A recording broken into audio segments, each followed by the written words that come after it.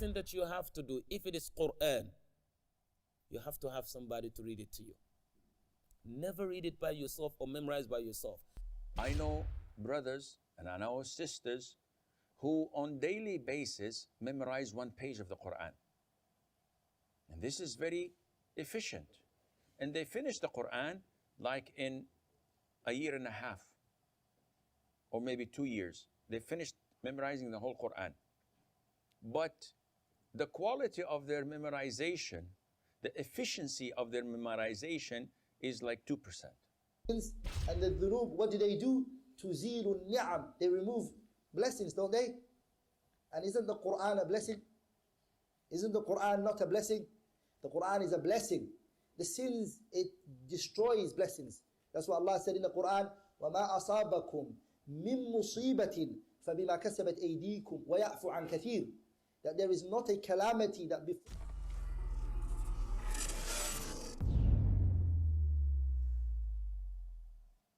The first thing that you have to do, if it is Quran, you have to have somebody to read it to you. Never read it by yourself or memorize by yourself. If this is doable, the first one to do it would have been Prophet ﷺ. For one, he is pure Arab. Two, nobody spoke Arabic like him. Three, Jibreel al-Amin could have actually done it from 7 heavens for Prophet to see him directly on earth, and he's seeing Jibreel. But this did not take place. So do not do it over Skype. Do not do it over, means of, media. If there's no way, then we can say maybe. But if you have a way to sit in front of a sheikh, that's the best. Listen to him and repeat that page. Once you finish having that page, you have to know that when you memorize, you capture that page to your memory. Medulla oblongata, as they call it in science, or they call it in biology. So here, what do? You're trying to get the picture of that page to your memory. First, break it into 3. Break the page into 3. The first section, you're going to read it back and forth at least 33 times. This at least 33 times. Remember, you're not memorizing to forget right away. You're memorizing to remember forever. 33 times. After that, start memorizing it, line by line. Example. وَلَقَدْ وَصَّلْنَا لَهُمُ الْقَوْلَ لَعَلَّهُمْ يَتَذَكَّرُونَ وَلَقَدْ وَصَّلْنَا لَهُمْ وَلَقَدْ وَصَّلْنَا لَهُمْ. You're going to read this 33 times back and forth while looking. When you finish, you're going to close that page and read the same thing. وَلَقَدْ وَصَّلْنَا لَهُمُ الْقَوْلَ 33 times. The most important thing in memorizing the Quran is revising it. I know brothers and I know sisters who on daily basis memorize 1 page of the Quran. And this is very efficient. And they finish the Quran like in a year and a half or maybe 2 years. They finished memorizing the whole Quran. But the quality of their memorization, the efficiency of their memorization is like 2%.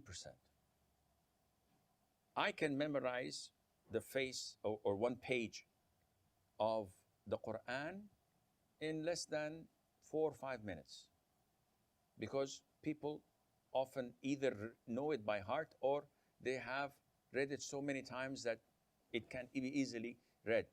But you come the following week and ask me about it to read it out of memory, I can't. I have to give me a couple of minutes and revise it, and I can do that. So memorizing it is not an issue.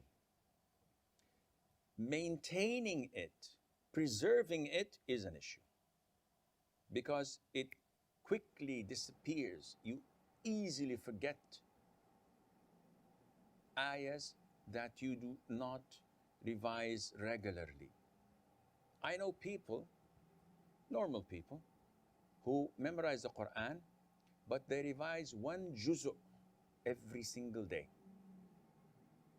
So every month, out of memory, they revise the Quran. And they keep on doing this every single month. I used to do that when I was young, and in order to memorize the Quran, I used to do that on Fridays and so on. But the hadith, it's not a hadith, that's number one. Number two, there are actually uh, physical, physiological, and moral means of increasing one's memory. There are certain types of food to be eaten, raisin and stuff like that, that would increase your memory. As a matter of fact, just yesterday I read a research that eating fresh onions would help you in this regard, but I wouldn't do that. I would rather stick to the raisin.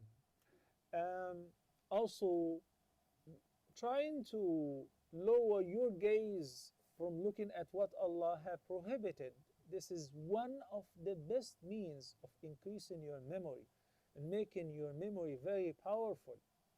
That was also stated in an incident with Al-Imam al-Shafi'i. When he phrased it in a poem, he said, شكوت إلى وكيع سوء حفظي فأرشدني إلى ترك المعاصي وأخبرني بأن العلم نور ونور الله لا يهدى لعاصي. When he had an issue with memorizing, Al-Imam al-Shafi'i was an amazing personality with regards to the power of memorization.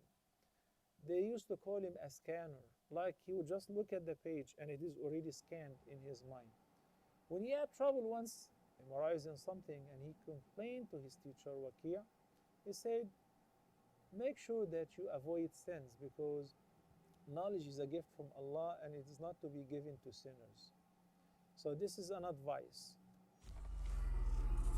And the dhunub, what do? Tuzilu ni'am. They remove blessings, don't they? And isn't the Quran a blessing? Isn't the Quran not a blessing? The Quran is a blessing. The sins, it destroys blessings. That's what Allah said in the Quran, وَمَا أَصَابَكُم مِّن مُّصِيبَةٍ فَبِمَا كَسَبَتْ أَيْدِيكُمْ وَيَعْفُ عَنْ كَثِيرٍ. That there is not a calamity that befalls you. The only reason why this calamity fell onto you, and it's the way it is because of that which your hands have put forward. So calamities, trials and tribulations fall on you, adab, because of what? Because of sins. So, if a person is not given the Quran, what is it? It's a punishment. The best of speeches are not being given to you. The reason is because there are obstacles and things that are standing in the way. Also, the other thing that helps is التخفف من الهموم والأحزان والتعوذ منها. Staying away from being a person who's excessively stressed. A person who is what? Depressed. Lesson on that. How can a person lesson on that? The things that make a person stressed is when they connect their heart other than Allah subhanahu wa ta'ala, placing things like the dunya in your way. What are you doing? Placing in your sight the dunya and giving so much importance to it, it starts to stress you out. And when a student of knowledge or a person who's learning the Quran places other things in his way, stresses increase. And when the stresses increases and the responsibility increases, what happens? You're unable to memorize. That's what Allah tells us in the Quran, مَا جَعَلَ اللَّهُ لِرَجُلٍ مِّن قَلْبَيْنِ فِي جَوْفِهِ. Allah has not placed in the person two hearts. You can't have one leg in the dunya and another leg you have to memorize the Quran. Is the internal motivation. Why do you want to memorize the Quran? And so if someone does not really understand the full reasons, the many reasons they have to memorize in the Quran, it becomes difficult to push through the moments of difficulty. It becomes difficult to push through those moments of fatigue and exhaustion and giving up. And it becomes overwhelming. So the sincerity is a very strong factor. One of the scholars, Ibn al-Qayyim rahimahullah, he said that the proportion that you will be given in terms of the results is equal to the proportion of your sincerity. So however strong your sincere intention is, you will see the results based on that. And so if you really want to memorize the Quran for the sake of Allah subhanahu wa ta'ala alone and no other reason, no worldly reason, no praise from people, no money, nothing like this, you're doing it purely for the sake of Allah subhanahu wa ta'ala, you will find that the results are equal or in proportion to your intention.